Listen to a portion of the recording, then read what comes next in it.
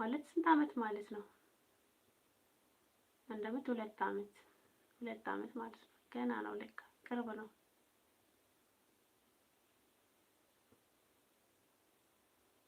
ኧረ እኔ ወዴት እከዳለሁ? እኛ ይሁን ያለው ወዴት እከዳለሁ ብለህ ነው አለውኝ።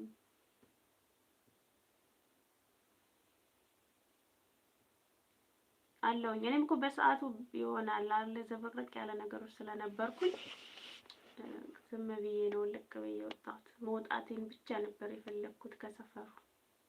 ለምን እንደሆነ አላውቅም ነበር በሰዓቱ ሆነት ብቻ መውጣት ብቻ ነው የፈለኩት።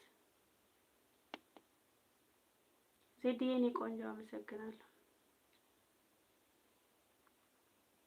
እና ጣፎ ስንት ያየሁበት ደስታውንም መከራውንም ከባዱንም መከራ ከባዱንም ደስታ ያየሁበት